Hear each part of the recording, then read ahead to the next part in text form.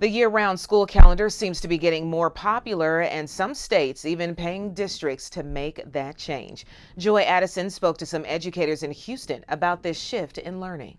According to the Education Commission of the states, 24 states allow year-round school calendars, and 11 of those states actually encourage it. The incentives are coming from states that want to make sure students are not falling behind after the virtual learning during COVID.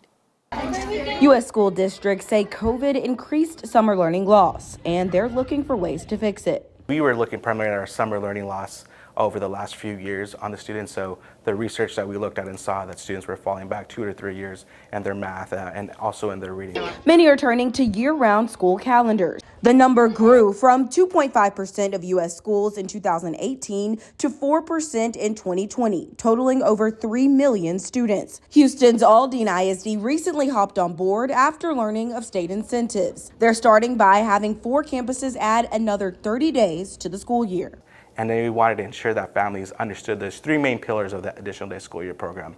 Is 1, create enrichment for students, 2, address accelerated math and reading, and then also create more planning time for teachers. Mississippi's Corinth School District was the first in the state to make the shift. Now 28 other districts have switched. The superintendent says they've seen results.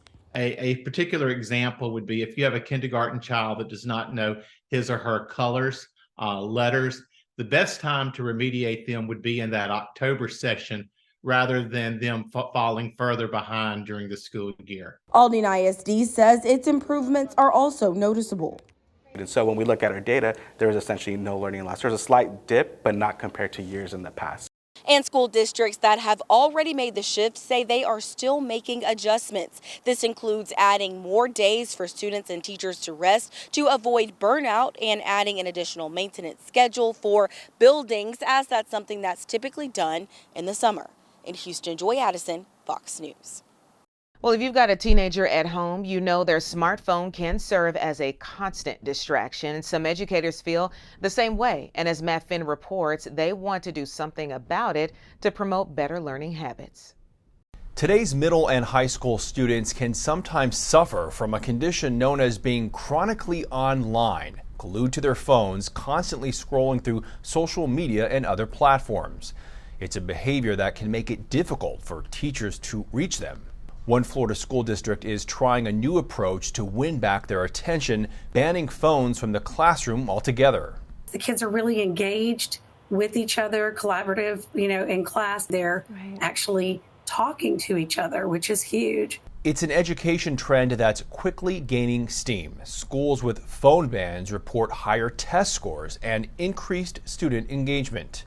Middle school teacher Lisa Rodriguez Davis says it's also helped cut down on bullying.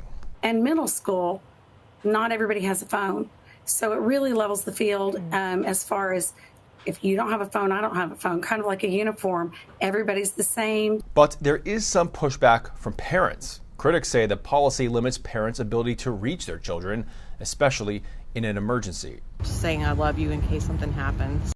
Another question is enforcement. A report from the University of Michigan Children's Hospital found that 97% of kids ages 11 to 17 use their phones during the school day, which can make taking them away easier said than done for teachers and administrators. Schools with cell phone bans in place say the policy is critical to reversing learning loss that happened during the pandemic.